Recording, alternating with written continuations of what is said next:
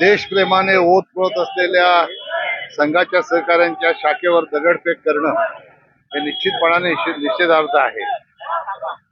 खऱ्या अर्थाने शाखेमध्ये देशावरचं प्रेम, धर्मजागरण करणं अशा प्रकारचे कार्यक्रम जेव्हा संघाच्या शाखेवर राबवले जातात त्या ठिकाणी दगडफेक करणं हे खऱ्या अर्थाने धर्मांधपणाचं लक्षण आहे.